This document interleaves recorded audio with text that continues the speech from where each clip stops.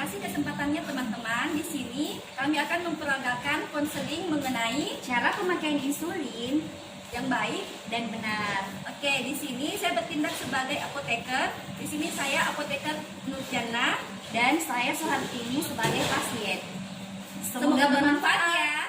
Assalamualaikum. Waalaikumsalam.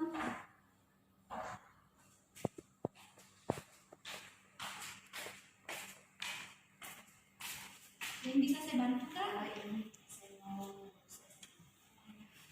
Ini resepnya atas nama Sohartini Kak ya. Umur 26 tahun, resep dari dokter Muhammad Ronald. Saya cekkan dulu obatnya Kak ya. Silahkan duduk dulu Kak. Terima kasih. Iya. Ini. Iya. Kita obatnya ini sudah terklaim di BPJS Kak ya. Sebelumnya saya bertanya, apa pernah menggunakan obat ini sebelumnya? Tidak pernah. Boleh saya minta waktunya 5-10 menit untuk menjelaskan terkait dengan penggunaan insulin ini? Boleh. Terima kasih Kak. Bisa kita pindah ke ruang konseling? Waalaikumsalam. Silakan dulu Kak. Saya apoteker Anda di sini akan menjelaskan cara penggunaan dari insulin ini. Tapi sebelumnya mohon maaf Kak, karena kedepannya saya akan berbicara sambil menulis karena ada form yang harus saya isi. Saya ulang kembali Kak ya. Nama pasiennya atas nama Sohartini. Ini. Kemudian alamatnya di mana Kak? Alamat Kasih. Ya. Kemudian umurnya 26 tahun. Untuk nomor HP-nya Kak? 085 Iya. 244 381 245. Sebelum saya menjelaskan dari penggunaan insulin ini, sebenarnya saya mau tanya, Kakak ada riwayat alergi sebelumnya? Tidak. Kalau riwayat penyakit turunan itu Ada. ya. Maaf sebelumnya Kak, apakah dokter sudah menjelaskan mengenai obat ini? Belum. Dokter hanya memberikan informasi bahwa obat ini disuntikan pada daerah yang berlemak. Insulin yang akan Kakak gunakan Kak ya. Sebelumnya Kakak cuci tangan terlebih dahulu sebelum menggunakan insulin ini. Kemudian kita lakukan gerakan seperti ini. Ini gunanya untuk apa?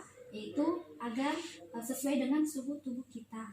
Kemudian di sini kan belum ada jarumnya Kak. Ini saya buka Kak ya. Di sini untuk pemasangan jarum insulinnya kita bisa lakukan seperti ini. Terpasang seperti ini Kak, kita bisa lepaskan ya. Di sini ada penutup dalamnya lagi. Sebelum Kakak gunakan, kita buka seperti ini lagi. Ya.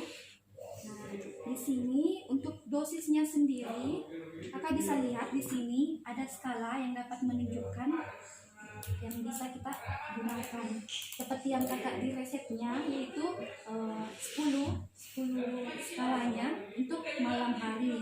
Untuk Kakak cek sendiri bisa dilakukan pada skala terkecil terlebih dahulu. Gunanya apa? Untuk memastikan bahwa insulinnya bisa keluar lewat jarumnya Kak ya. Seperti ini kita bisa gunakan. Nah, untuk penyuntikannya sendiri, ini kalangnya Kak. Kemudian Kakak bisa lakukan dengan cara seperti ini, 3 jari di atas sini, kemudian dicubit. Nah, untuk dicubitnya ini Kakak tahan ya di sini, kemudian Kakak lakukan seperti ini 90 derajat, kemudian dipencet menggunakan ibu jari Kakak sampai skalanya kembali ya. Nah, di sini setelah dilakukan penyuntikan, Kakak tahan selama 5-10 menit. Kalau misalnya ada darah yang keluar, Kakak jangan panik. Cukup Kakak bisa mengambil tisu ataupun kapas untuk melapnya. Gitu. Baik Kak, di sini sebelum kita menutup kembali dari insulin ini, gunakan untuk jarum insulinnya sendiri sekali saja Kak ya. Oh ini ya, sekali saja. Untuk dilepaskannya bisa seperti ini Kak ya. Kemudian kita tarik kembali. Nah, ini karena ini sediaannya cuma sekali pakai, kemudian kakak bisa tutup kembali. Nah, jadi tahapan-tahapan dari penggunaan insulin ini kak ya. Saya ingin konfirmasi ke kakak kembali, apakah kakak sudah mengerti? Tolong diulang. Saya ulang ya, saya coba. Ini kita ambil insulinnya, kemudian kita gosok seperti ini. Kenapa kita gosok? Untuk mengatur sesuai suhu tubuh kita. Kemudian setelah itu kita buka, lalu kita ambil setelah kita masukkan jarumnya, kita masukkan jarum sampai ke. Setelah itu kita atur skala dan dosisnya sesuai dengan resep. Nah, setelah itu kita suntikkan di atas lengan, di atas 3 jari lengan. Oke. Setelah itu kita pada posisi 90 derajat.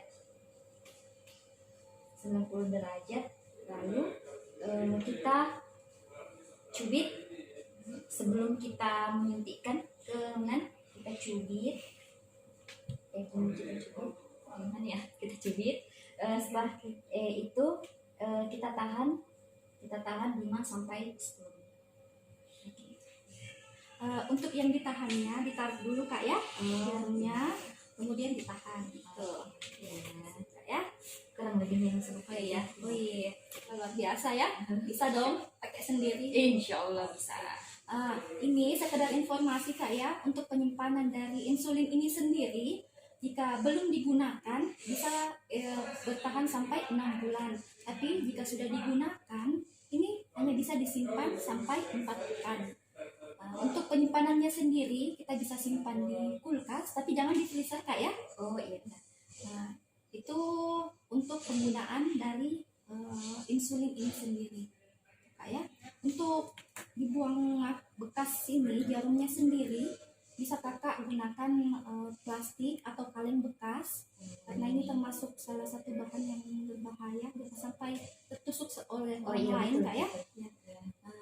Untuk penggunaan dari insulin ini sendiri cukup kak ya.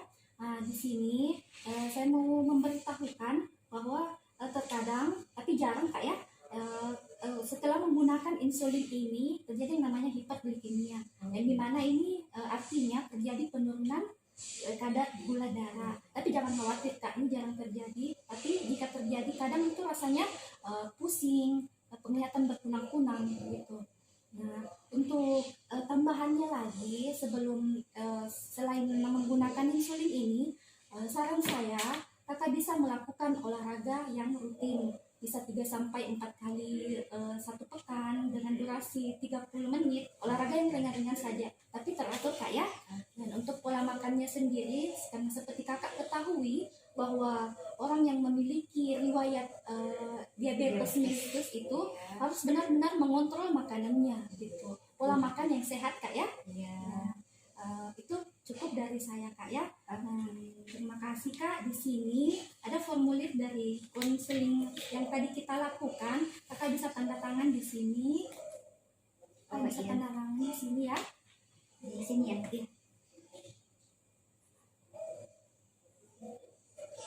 Nah, terima kasih kak ya.